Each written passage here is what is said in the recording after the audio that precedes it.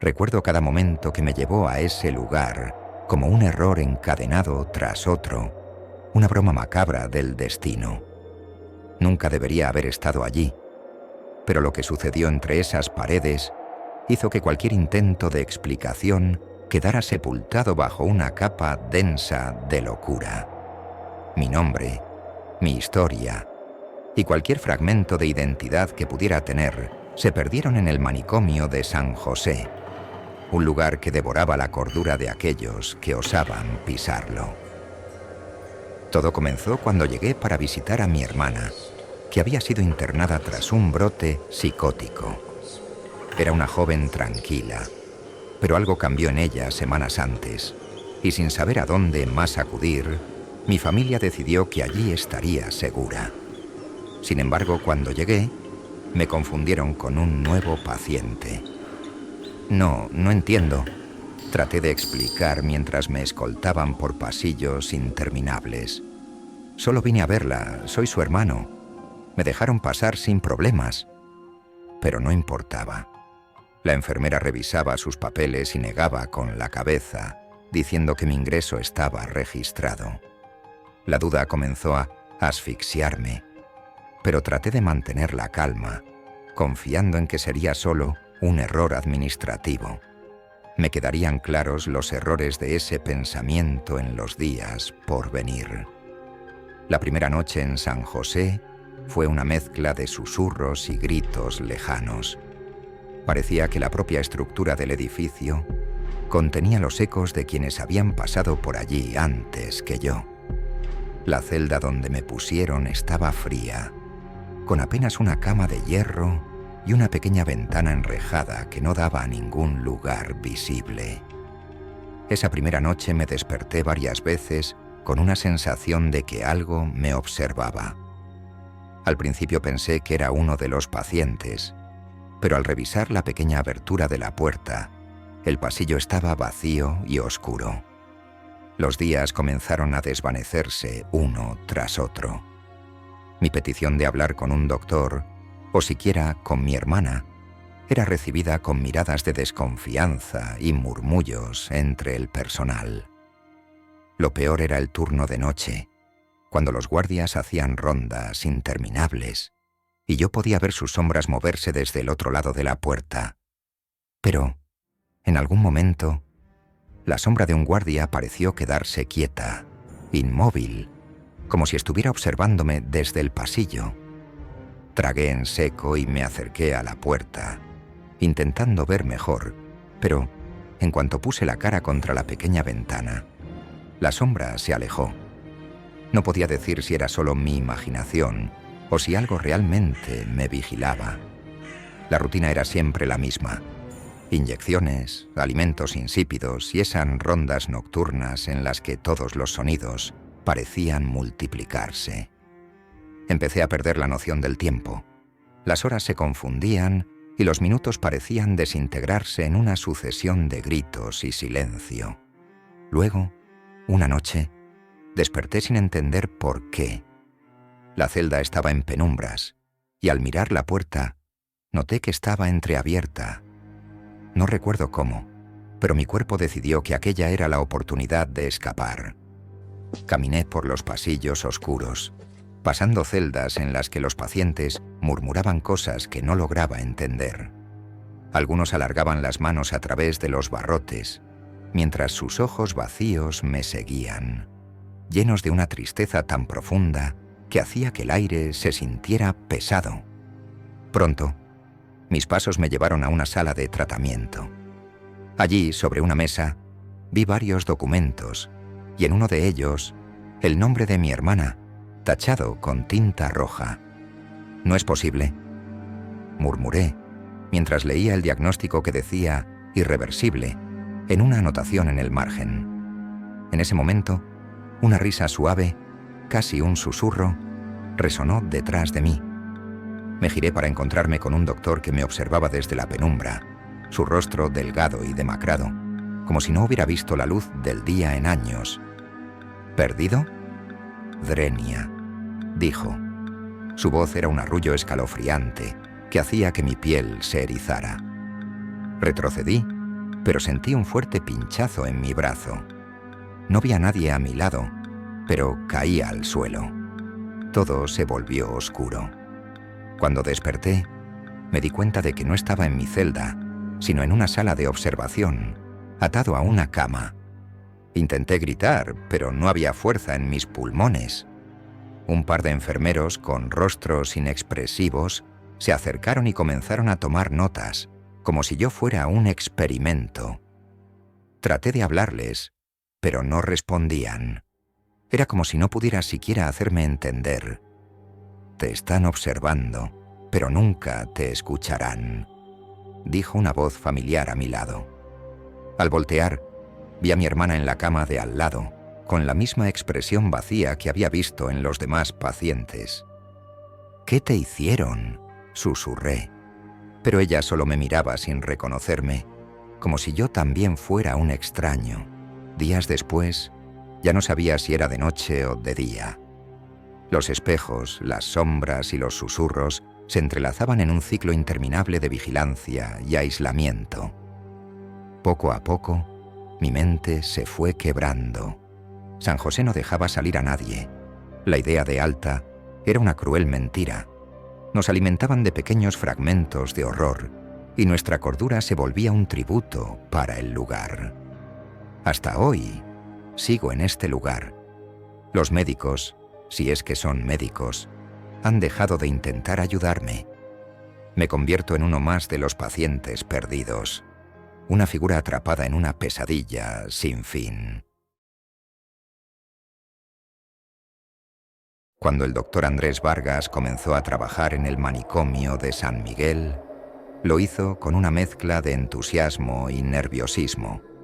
Era un psicólogo joven, idealista y decidido a ayudar a los pacientes olvidados por la sociedad. Sabía que trabajar en un psiquiátrico de alta seguridad no sería fácil, pero creía que podría marcar la diferencia en las vidas de aquellos que lo necesitaban. Su entusiasmo, sin embargo, se desvaneció rápidamente. San Miguel no era un lugar como él había imaginado. Parecía como si el mismo edificio conspirara para que nadie se sintiera en paz. Los techos altos y oscuros, los pasillos largos y fríos, y el eco constante de sus propios pasos cuando hacía rondas nocturnas se sumaban a una atmósfera inquietante. Cada puerta cerrada, cada grito lejano parecían recordarle que la cordura era un privilegio frágil. Y sin embargo, nada de eso lo preparó para lo que estaba a punto de enfrentar. Todo comenzó una noche en la que le asignaron quedarse de guardia debido a la repentina enfermedad de un colega.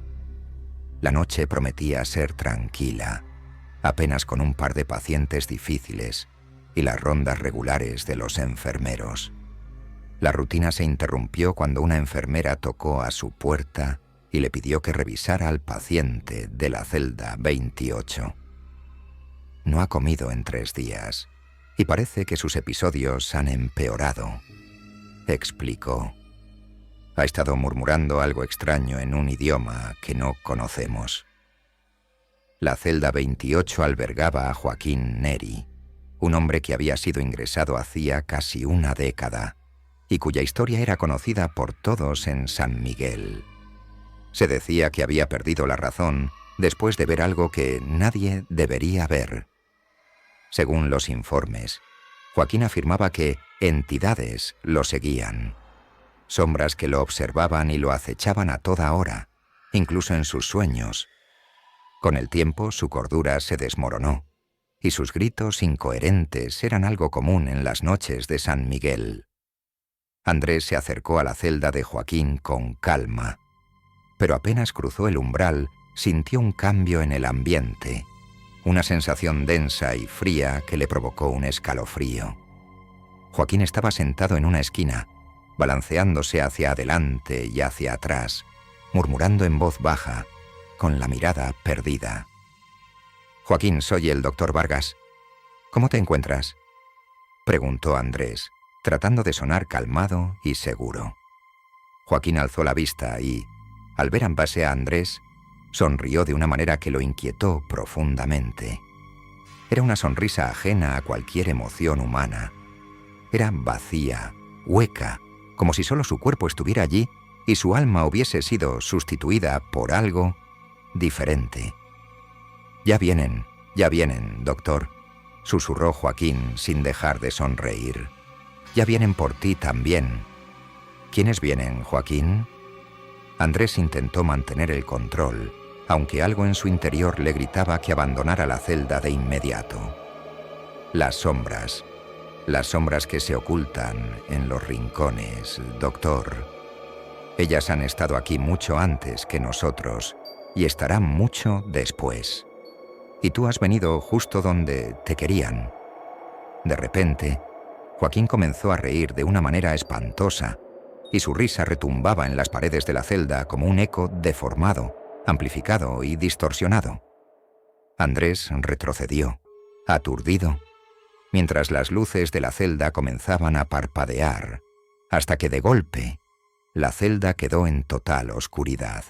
Andrés trató de salir, pero la puerta no respondía. Golpeó varias veces, llamando a la enfermera, pero no hubo respuesta. Y entonces lo sintió. Una presencia detrás de él, algo que se movía en la oscuridad, respirando apenas unos centímetros de su cuello. Giró con rapidez, pero no había nada. O al menos eso creyó, hasta que escuchó un susurro cercano. «Estamos esperando, doctor», decía la voz, que sonaba como una mezcla de varias voces al unísono, profundas y heladas. Las luces volvieron y Joaquín lo miraba fijamente, con una expresión más lúcida de lo que nunca antes había visto. «¿Sabes lo que quieren, doctor? Quieren tu mente. Quieren lo único que tú todavía valoras, tu razón». Andrés sintió que su corazón latía con fuerza. «Ellas no se irán, no hasta que tomes el lugar de uno de nosotros. Es la única forma de salir». Logró salir de la celda, tambaleándose, con el rostro pálido y cubierto de sudor. Mientras caminaba por el pasillo, sintió que la atmósfera a su alrededor se había vuelto pesada, opresiva, y las sombras parecían moverse en las esquinas, acercándose lentamente. Esa noche el doctor Vargas decidió que no podría continuar en San Miguel.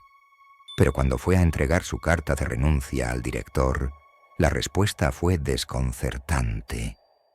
«¿Renunciar?», dijo el director con una expresión imperturbable. «Pero, doctor Vargas, usted nunca trabajó aquí. De hecho, usted fue admitido como paciente hace semanas». Confundido y aterrado, Andrés trató de protestar, pero entonces lo vio. En un reflejo de una de las ventanas estaba él mismo, con la mirada perdida y el rostro desquiciado, como uno de esos pacientes atrapados por las sombras del manicomio.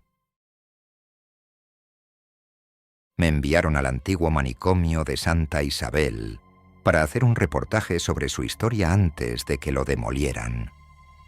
Era una edificación gris y descuidada, con imponentes muros de piedra desgastados por el tiempo. Solía ser un refugio para los insanos, como los llamaban antaño, y estaba custodiado por una orden de monjas de clausura.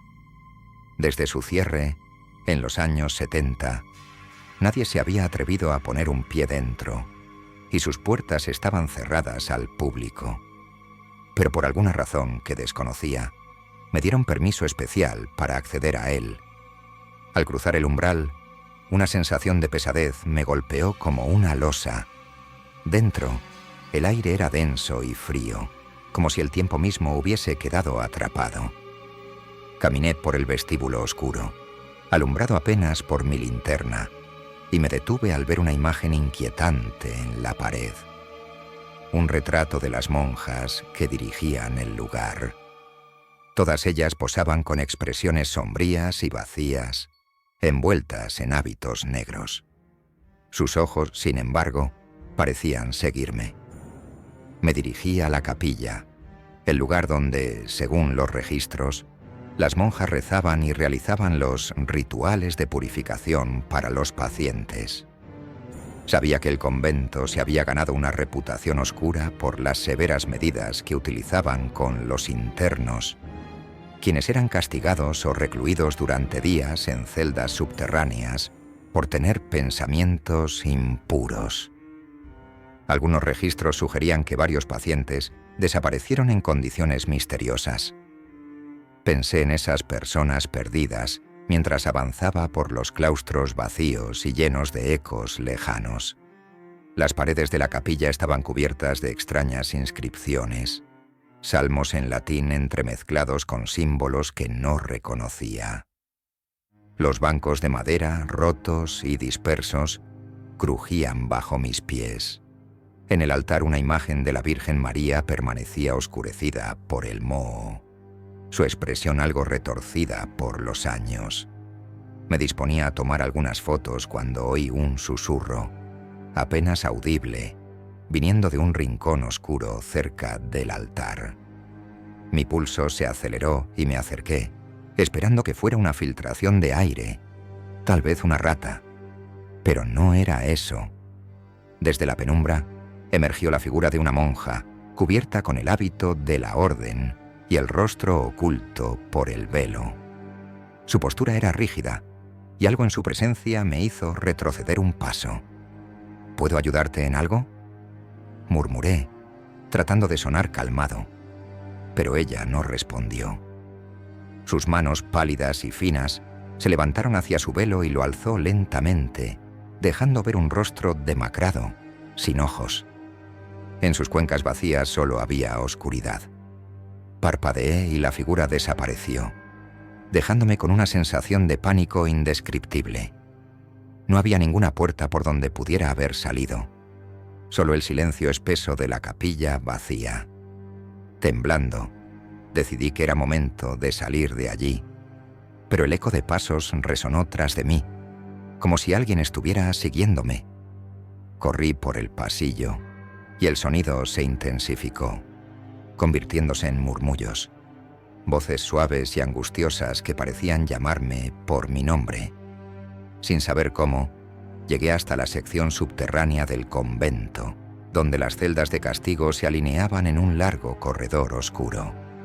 La historia decía que las monjas mantenían aquí a los pacientes más rebeldes, aquellos a los que no podían controlar. Aún quedaban camas oxidadas y grilletes, y en las paredes había manchas que preferí no examinar demasiado de cerca. Mientras investigaba, noté algo en una celda, una figura pequeña, en cuclillas, susurrando palabras incomprensibles. Me acerqué con cautela, y mi linterna iluminó el rostro de una mujer joven con la mirada perdida, cubierta con el hábito de las monjas de Santa Isabel. Pero ella no era una monja. En sus ojos, llenos de lágrimas, vi el reflejo de un terror que no lograba comprender. Ellas nunca se fueron. Susurró con una voz temblorosa. Nunca nos dejaron ir. Nos retienen. Para siempre. Antes de que pudiera responder, su rostro se descompuso en un grito mudo, y una figura oscura emergió detrás de ella, extendiendo sus brazos para envolverla. Fue solo un segundo, pero fue suficiente para hacerme huir. Sentía que el aire se volvía cada vez más pesado, como si algo invisible me rodeara, como si las paredes quisieran cerrarse y no dejarme salir. Regresé al vestíbulo y, al salir de la mansión, escuché las campanas de la capilla repicando, a pesar de que el edificio estaba abandonado hacía años. Me volví, y desde una ventana en el segundo piso, una fila de monjas con ojos vacíos me observaba, cada una de ellas con una sonrisa pálida y espectral. Con cada paso que daba para alejarme, sentía que una parte de mí se quedaba atrás, atrapada en esa casa de secretos y sombras. El convento de Santa Isabel no estaba dispuesto a olvidar ni a perdonar a quienes habían osado perturbar sus oscuros ritos, y mucho menos a aquellos que, como yo, habían visto su secreto más profundo.